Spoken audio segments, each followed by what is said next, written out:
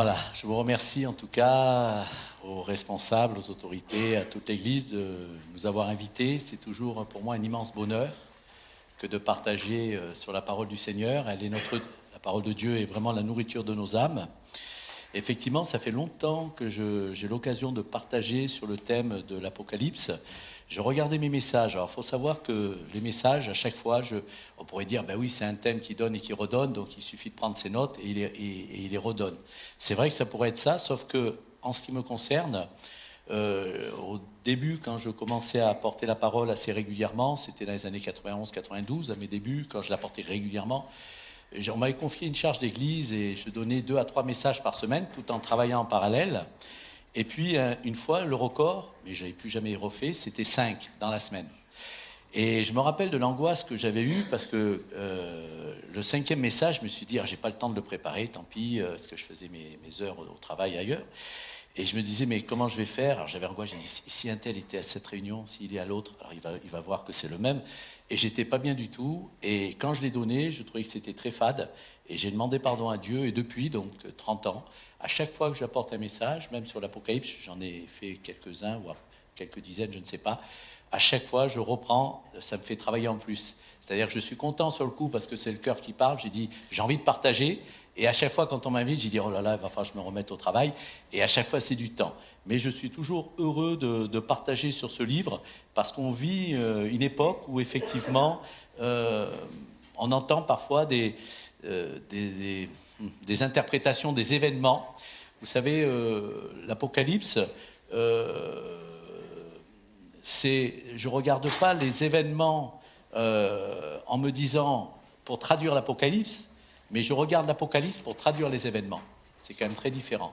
Ce n'est pas les événements qui vont conduire mon existence, mais c'est la parole de Dieu qui va conduire mon existence. Et les événements sont là pour confirmer ce qui est écrit. Et quand je vois que ce n'est pas conforme à ce qui est écrit, je me dis, ce n'est pas encore le moment. Mais quand je vois que ça se rapproche à ce qui est écrit, j'ai dit, effectivement, une prophétie est en train de se réaliser. Alors, il y a plusieurs points. Tout d'abord, l'importance pour un enfant de Dieu, c'est la dépendance à l'Esprit Saint. L'Esprit de l'homme connaît les choses de l'homme. L'Esprit de Dieu connaît les choses de Dieu. Jésus a dit, mes paroles sont esprit et vie. Et sans le Saint-Esprit, on ne peut pas avoir les yeux de notre cœur illuminés et recevoir et comprendre ce que Dieu dit réellement. Notre intelligence seule ne suffit pas. Donc on a besoin de l'inspiration de l'Esprit, de son onction qui nous enseigne de l'intérieur. On a besoin aussi d'un principe pour tout chrétien, c'est ce qu'on appelle l'analogie de la foi. La Bible qui s'explique par la Bible. Ça, c'est capital. Je me rappelle d'une période de mon existence qui est restée jusqu'à ce jour maintenant. C'était au début de ma vie chrétienne, les premières années. À un moment donné, je ne savais pas que le Seigneur allait m'utiliser quelque temps après, plus tard à la prédication. Mais j'étais le soir à la maison et quand Isabelle était couchée, je me disais, je vais méditer un peu la parole. Et puis, j'ai une Bible à concordance. Et je lisais un verset, ça me ramenait à un autre verset, sur le même thème. Et je parcourais la Bible comme ça, de la Genèse à l'Apocalypse, à partir d'un verset. Et en fin de compte, ça a été comme un hamster qui met des graines dans sa gueule. Et après, il les mange petit à petit. Et à un moment donné, quand plus tard, tout en travaillant, j'étais appelé à donner 2 à 3 messages par semaine pendant pas mal de temps, après je m'étais limité à 2 et je me faisais remplacer quand on me demandait davantage, et bien en fin de compte, tout revenait, tout ce que j'avais emmagasiné. Et ce que je me suis aperçu, c'est que vraiment la Bible s'explique par la Bible. Et si on explique la Bible par la Bible, dans la dépendance de l'Esprit, on a moins de chances de tordre le sens de l'Écriture, et en particulier sur ce livre, qui est un condensé des 65 livres qui le précèdent, à tel point que certains commentateurs ont dit que le livre de l'Apocalypse, on aurait pu le deviner à la lumière des 65 livres qui le précèdent. Il faut savoir que c'est le livre qui a le plus de citations vétérotestamentaires, c'est-à-dire vétérans, anciens, de l'Ancien Testament. C'est le livre qui a le plus de citations, 285 citations sur 405 versets, ce qui fait un pourcentage très élevé de versets de l'Ancien Testament. Donc, du coup, on ne peut pas l'interpréter d'une manière fantaisiste si on a une connaissance globale de toute l'Écriture. D'où l'importance de sonder les Écritures, dans la dépendance de l'Esprit, mais de sonder toutes les Écritures. Parce que toute Écriture est inspirée et par là même prophétique. Il est vrai qu'il y a 2 livres dans l'Écriture sainte qui sont à caractère eschatologique, c'est des prophéties qui concernent la fin des temps, mais toute l'Écriture est prophétique. Dans la Genèse, c'est prophétique. Les livres des psaumes, c'est prophétique.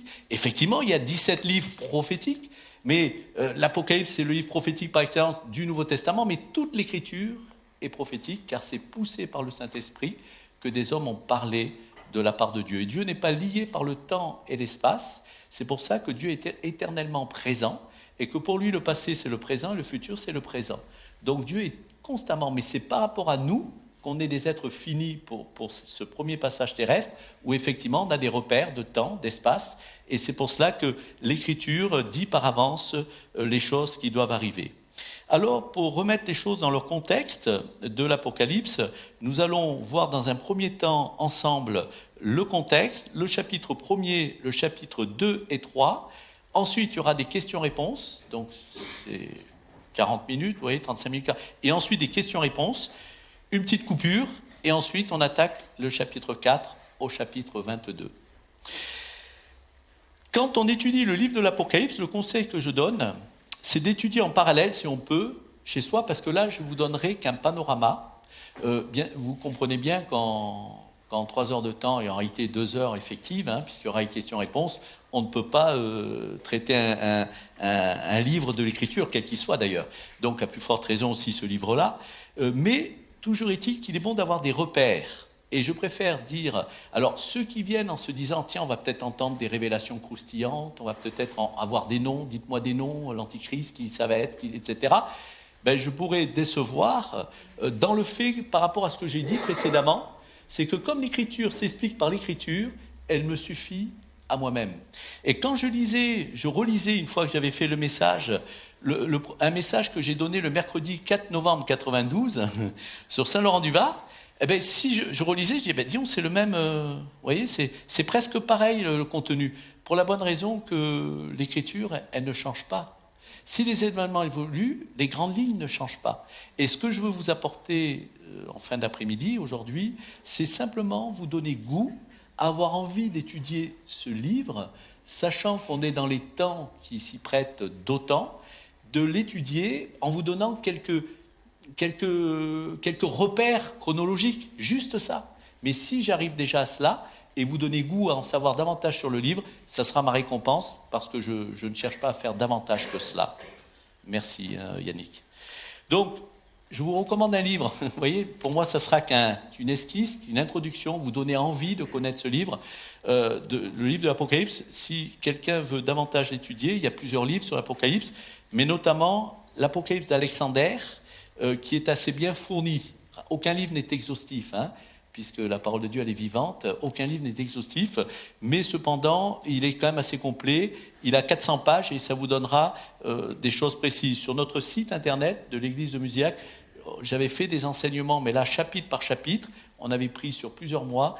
Alors, ce n'était pas fait pour être enregistré, donc c'était un peu à la bonne franquette, mais cependant, sur notre site, il y a le livre de Daniel et le livre de l'Apocalypse, parce que les deux, en général, on les étudie ensemble, parce qu'on appelle Daniel l'Apocalypse de l'Ancien Testament.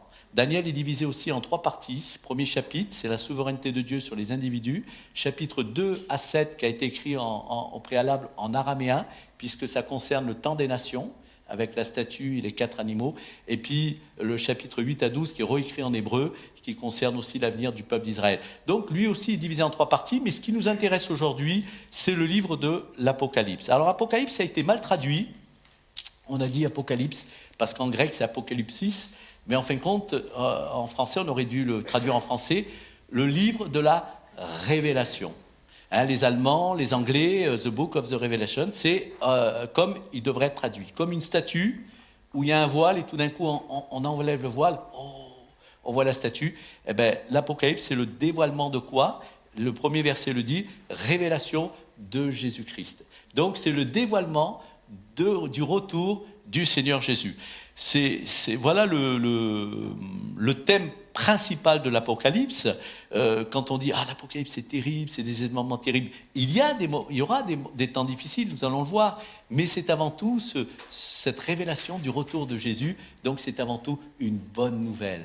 L'Évangile veut dire bonne nouvelle, l'Apocalypse, c'est une bonne nouvelle que je vais vous apporter cet après-midi. Alors, effectivement, il a été écrit aux alentours des années 95 de notre ère.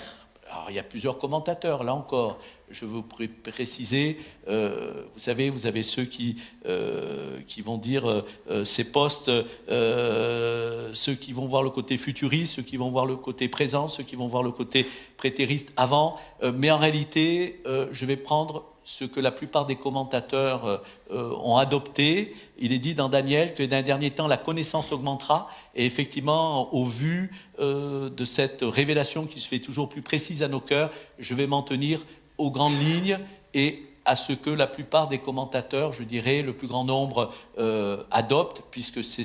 Alors, je n'ai pas regardé les commentateurs, ce qu'ils adoptaient pour adopter ma version. C'est en ayant compris une version, je me suis aperçu que je me calais au plus grand nombre des commentateurs sur les 20 siècles. Voilà. Mais, donc, on ne peut pas rentrer dans tous les détails, dans toutes les controverses, mais cependant, c'est pour ça que je m'en tiendrai aux grandes lignes, justement, pour prendre moins de risques dans les faits, qui, des fois, peuvent être mis en balance, bien évidemment. Il n'y a rien de totalement arrêté sur certains domaines. Alors, l'apôtre Jean est celui dont Dieu s'est servi pour avoir cette révélation, l'Apocalypse, révélation. Et en fin de compte, c'est une prophétie qui s'est accomplie à son sujet.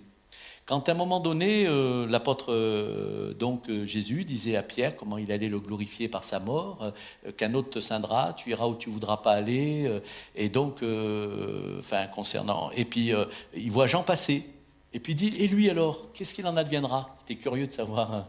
Et Dieu nous ramène toujours à nous-mêmes en disant, t'occupe pas de toi, moi je suis assez grand pour m'occuper de lui, occupe-toi de toi. Et Jésus dira, t'importe, toi, suis-moi. Là-dessus, les disciples disaient qu'ils ne connaîtraient pas la mort avant, ils ne connaîtraient pas la mort, Jean ne connaîtrait pas la mort. Et effectivement, il se trouve que Jean a vu le retour de Jésus, il a vu Jésus avant de mourir. Donc, en définitive, la chose s'est accomplie. Et le diable, qui, en fin de compte, voulait éliminer Jean, parce que Jean était le dernier survivant des 12 apôtres, puisqu'il a vécu assez âgé, 95 ans. En l'an 95, à peu près, il avait 95 ans. Et l'apôtre Jean, le diable, il était très connu. Il a été pasteur de l'église d'Éphèse. Il a eu plusieurs responsabilités. Il était connu comme une colonne dans ces églises d'Asie mineure. Et en fin de compte, le diable a dit « Oh là, il est dangereux pour mon royaume de ténèbres, je vais le mettre hors état de nuire. » Et je crois que c'est sous l'empereur Domitien, semblerait-il, qu'il a été exilé sur un îlot rocheux qu'on appelle Patmos, sur la mer Égée. Et là, certains commentateurs diront jusqu'à être dans une mine de sel, à confirmer, on ne sait pas, mais toujours est-il qu'il a été exilé sur un îlot rocher. Et là où le diable disait « C'en est fait de lui, il ne va plus gêner les intérêts de mon royaume de ténèbres », le diable fait toujours une œuvre qui le trompe, parce que Dieu, c'est à ce moment-là qu'il s'est servi de l'apôtre Jean pour lui donner la plus grande des révélations de son retour. Donc c'est extraordinaire de voir que là où on pensait que Jean allait être mis sur la touche, c'est justement là où Dieu l'a utilisé d'autant. Après les 4 livres qu'il a écrits, l'Évangile, les 3 épîtres, Dieu lui donne le livre de la révélation. Alors effectivement, c'est un livre important, comme toute écriture, évidemment, ça va sans dire, parce qu'il y a une promesse par rapport à la connaissance de ce livre, il y a une promesse de béatitude. Dans le psaume 1er, il est dit « Heureux l'homme qui médite jour et nuit la parole du Seigneur, qui ne s'arrête pas sur la voie des pécheurs, etc. » Donc il y a une promesse de béatitude. Le sermon sur la montagne, un des plus beaux sermons de Jésus, chapitre 5, 6, 7 de Matthieu, il y a aussi les béatitudes, heureux les pauvres en esprit, heureux, heureux. Et effectivement, dans l'Apocalypse, on retrouve encore une promesse de béatitude dans le verset 3 du premier chapitre, où il est dit, où il est écrit. Donc c'est un livre qui amène beaucoup de joie dans le cœur. Au verset 3, « Heureux celui qui lit et ceux qui entendent les paroles de la prophétie, donc toute l'écriture évidemment, mais en particulier, et qui gardent les choses qui y sont écrites par rapport à ce livre, car le temps est proche. » N'oubliez pas, ce n'est pas pour nous, c'est pour Dieu qu'un jour est égal à 1000 ans. Pour nous, évidemment, 1000 ans, c'est 1000 ans. Mais le temps est proche. Donc, heureux. Donc, il y a une promesse de béatitude par rapport au fait de connaître le contenu de ce livre. Et pour le retenir, il faut qu'on le comprenne un minimum. D'où le fait qu'on est là pour partager ensemble autour de ce livre pour essayer de comprendre un petit peu une vue d'ensemble, un panorama. Alors, effectivement, c'est un livre qui est divisé en 3 parties. Et nous allons voir dans la première moitié, les 2 premières parties et la dernière qui est plus grosse après notre moitié de soirée.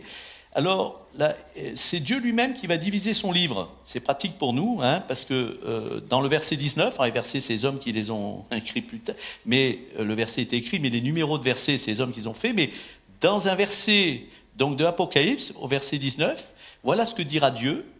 Écris donc à l'apôtre Jean, les choses que tu as vues, première partie, celles qui sont, deuxième partie, et celles qui doivent arriver après elles, après celles qui sont, celles qui doivent arriver ensuite, le mystère, etc. Donc, Dieu divise son livre en 3 parties.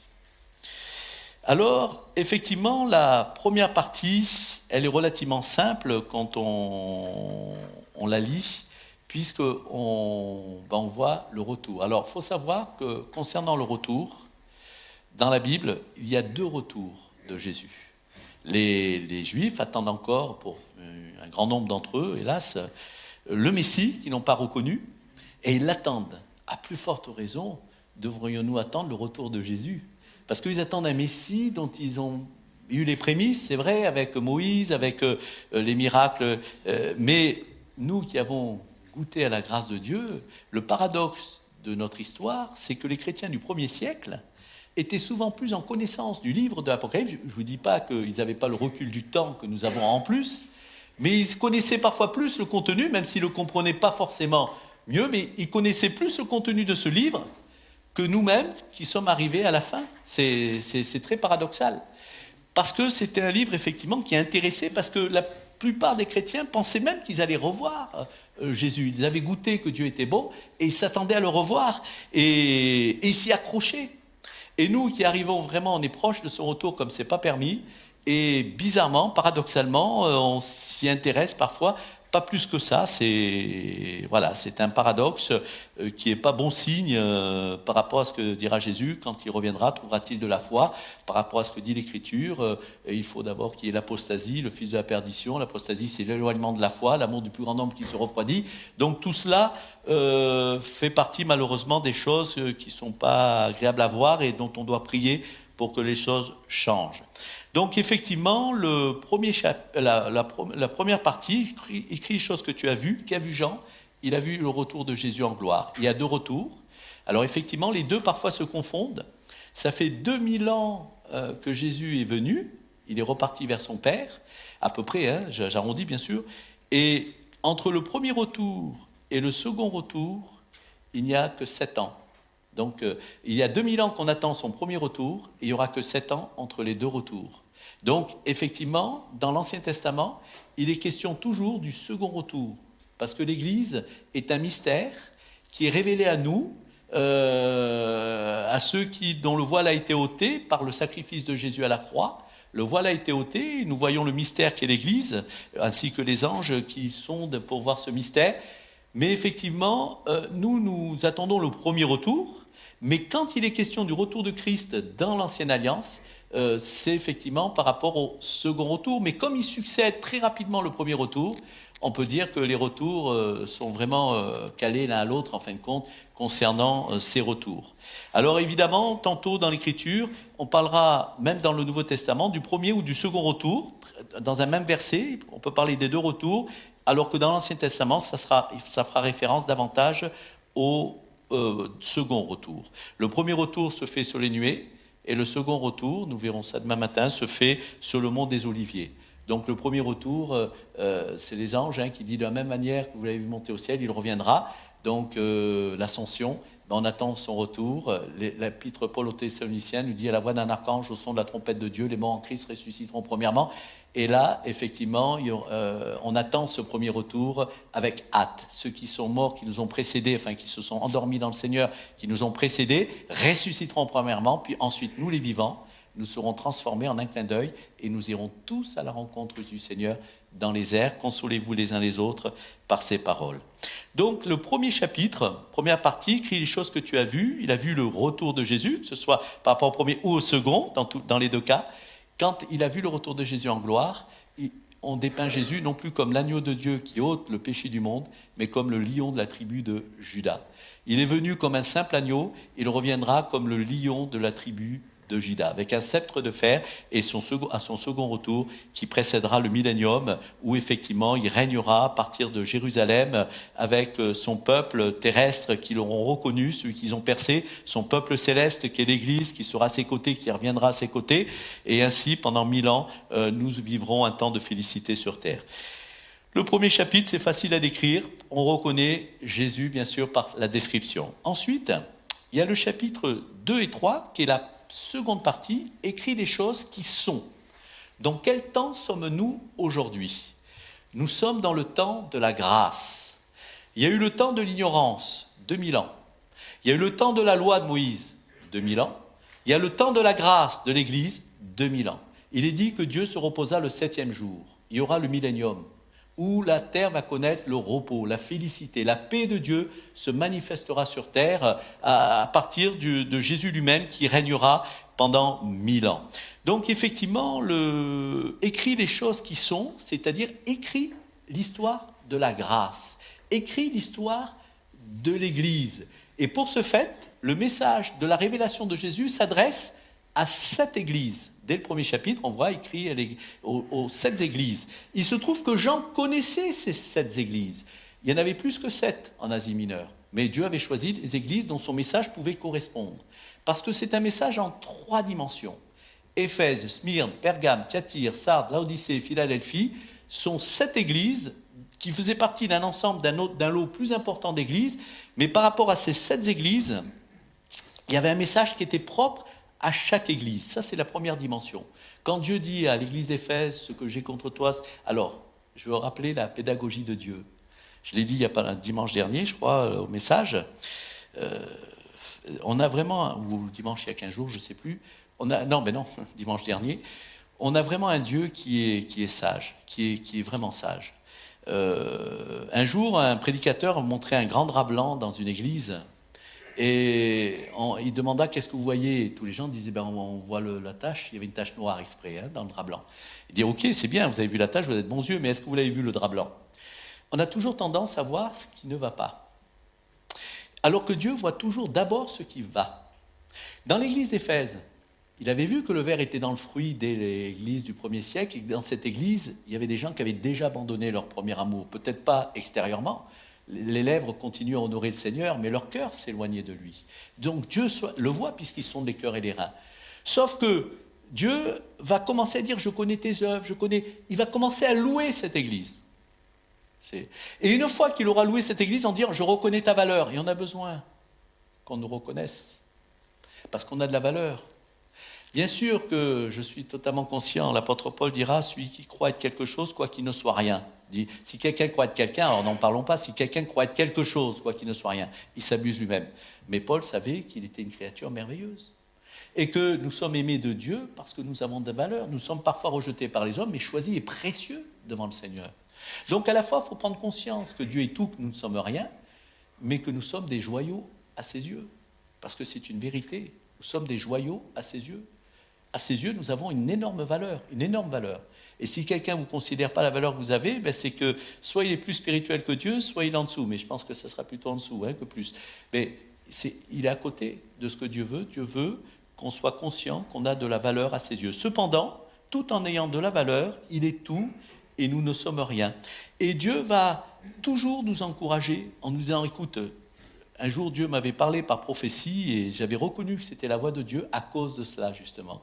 Parce que moi j'aurais été à la place de Dieu, j'aurais pas fait pareil. Heureusement, je ne le suis pas.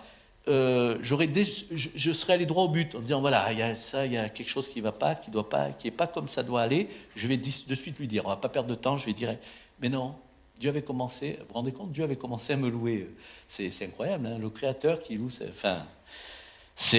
Alors là, j'ai été confondu. Vous savez, là aussi, des fois, on se repent, on se dit, je vais faire œuvre de contrition pour attirer la faveur de Dieu. Mais non, la Bible dit c'est tout l'inverse. Le voile n'a pas été déchiré de bas en haut, mais de haut en bas. Dieu nous amène à dire, viens à lui tel que tu es et expérimente sa bonté. On va dire, ben non, mets ta vie en règle. Non, viens tel que tu es, expérimente. Et c'est sa bonté qui nous poussera à la repentance. C'est l'inverse.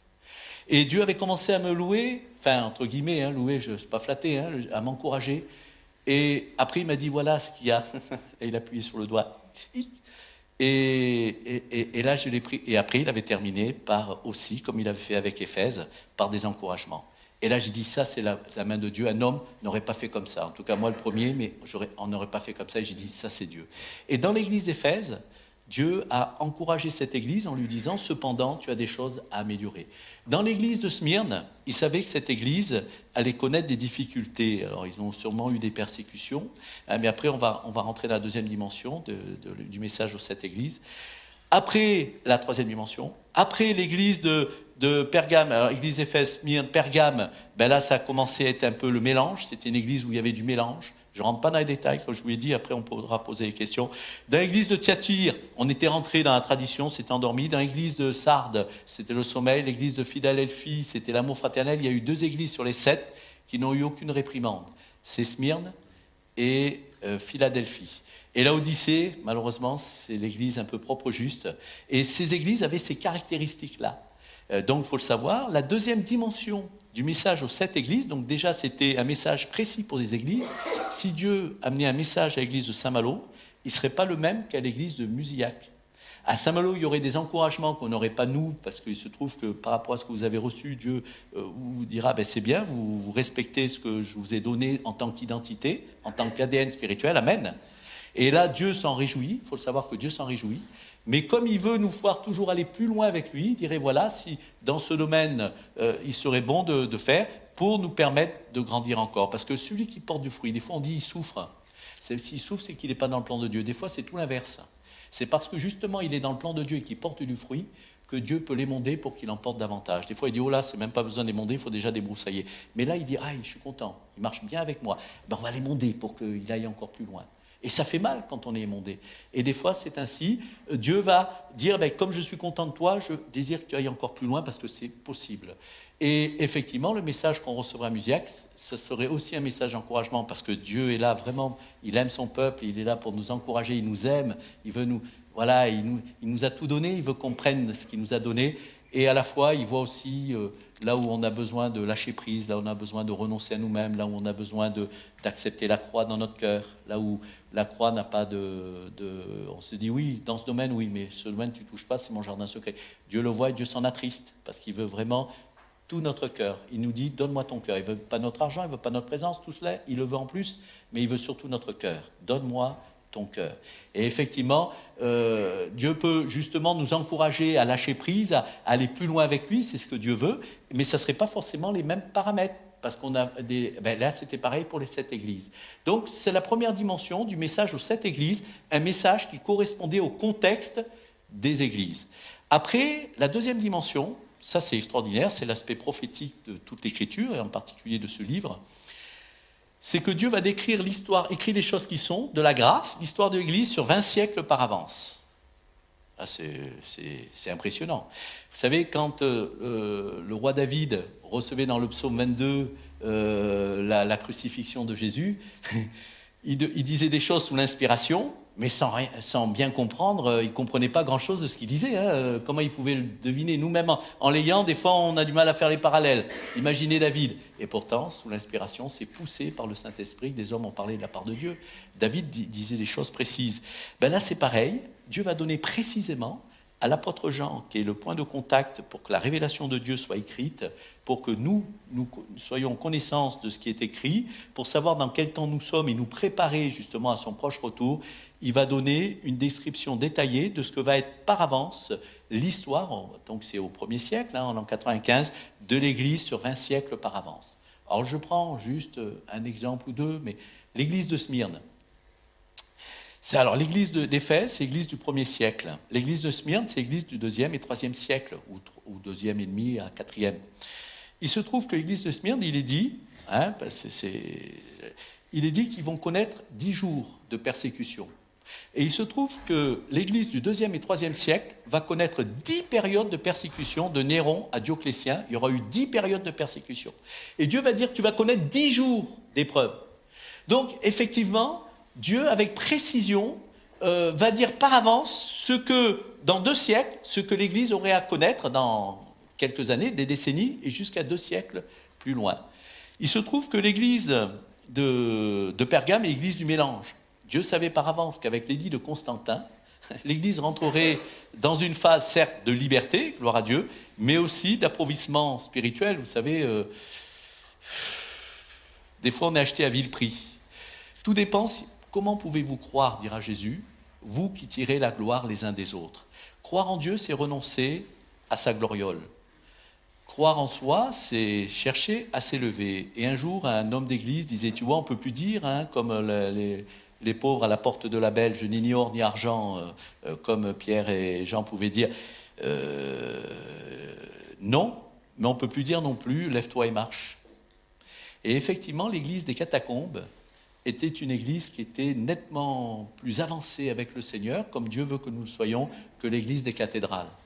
Et Dieu savait qu'à partir de ce mélange, l'église s'appauvrirait parce que l'église recherchait les honneurs, la reconnaissance de la société, qu'on pense de nous, qu'est-ce qu'on pense de nous, c'est important, parce qu'on a toujours tendance à se mesurer par rapport à ce que les autres pensent de nous. On s'évalue par rapport à la pensée des autres. L'être humain est un être sociable, donc qui a des vis-à-vis permanents, alors que Dieu nous demande de nous mesurer par rapport à lui-même, par rapport à ce qu'il dit de nous, et pas par rapport à ce que les hommes peuvent dire. Bien sûr, il faut en tenir compte, bien sûr, mais je dis que ce qui doit diriger notre vie, c'est le Seigneur. Quand Jésus est devenu le maître de ma vie, c'est pas, c'est bien sûr que l'apôtre Paul dira, si je plaisais aux hommes, je ne serais pas serviteur de Christ. À un moment donné, on est tous devant un choix.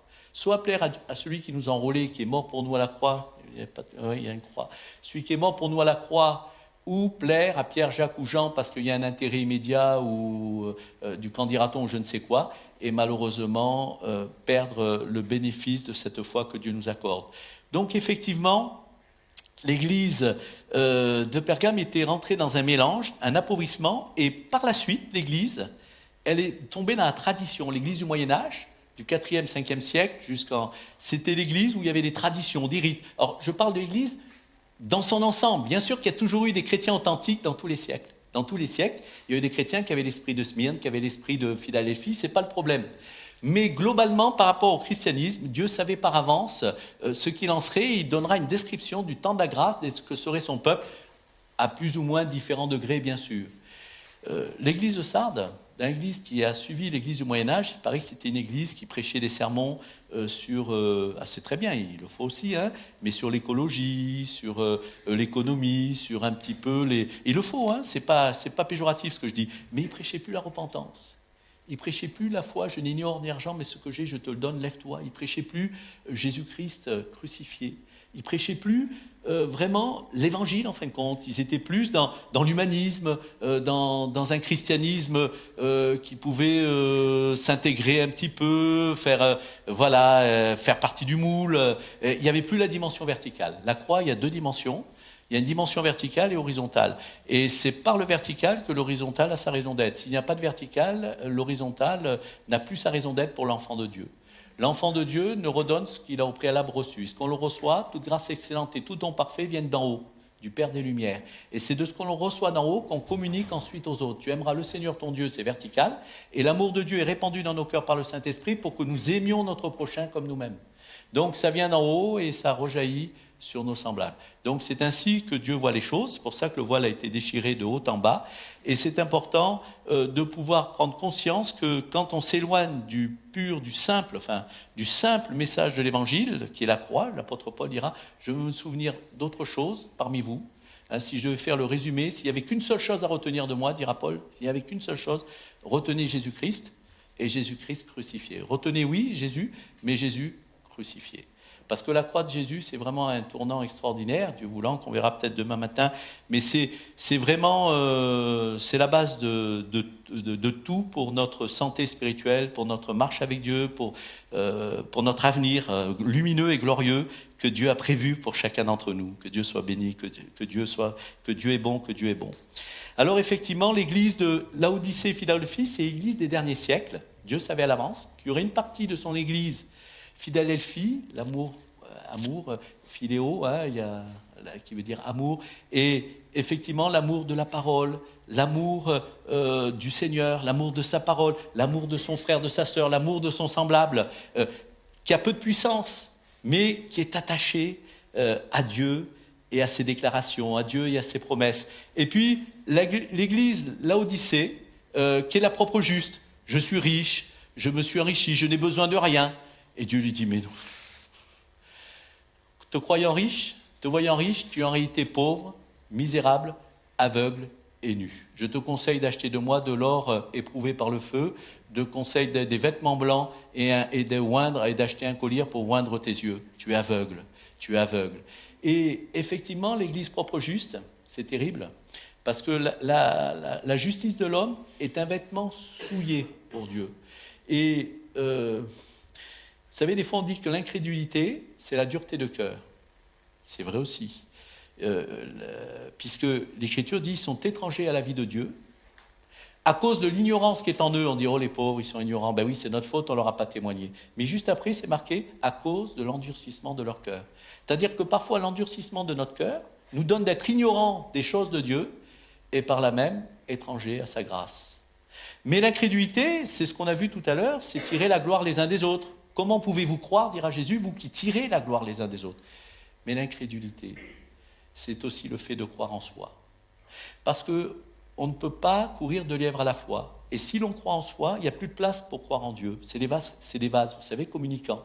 Si là, je veux mettre de l'eau dedans, il n'y aura plus de place, parce qu'elle est déjà pleine. Mais si je veux mettre du pétrole, qui a plus de valeur que l'eau, admettons, enfin, pas quand on a soif, bien sûr, mais pour sa voiture, il faudra qu'elle soit vide. Sinon, si elle est pleine, il n'y a plus de place. C'est dans la mesure où on ouvre son cœur à la grâce de Dieu et qu'on laisse la grâce de Dieu et qu'on commence à croire en lui, qu'on pourra se détacher de nous-mêmes.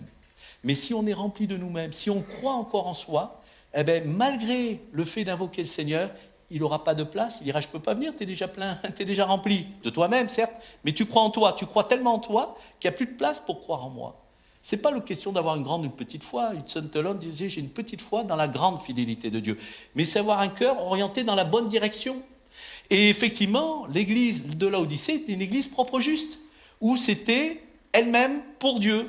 C'était ses propres efforts. Vous savez, la loi, ses exigences. Mais le problème d'un esprit légaliste, c'est pas que la loi est négative, c'est qu'il va essayer par lui-même d'accomplir la volonté de Dieu. Et c'est ça que Dieu refute. Ce n'est pas le fait d'aimer la loi, c'est le fait de vouloir l'appliquer par nous-mêmes. Alors que la grâce, c'est Dieu qui a des exigences plus grandes que la loi. Vous avez entendu que sous la loi, il est dit « tu ne tueras point » moi je vous dis que quiconque se met en colère, donc des exigences plus grandes. Sauf que la grâce, c'est la provision de Dieu qui veut accomplir lui-même ce qu'il exige. Donc Dieu exige et Dieu accomplit. Sauf qu'on devient le point de contact pour que ça se fasse au travers de nos vies, par notre participation dans la foi. Donc l'Esprit Saint agit lorsque notre cœur est ouvert et lorsqu'on décide de croire en Jésus, pour que la loi qui a été sublimée par la grâce puisse être vécue comme Dieu le veut, mais pas dans un esprit légaliste. Parfois on est dans la culpabilité alors qu'on n'est plus sous la condamnation.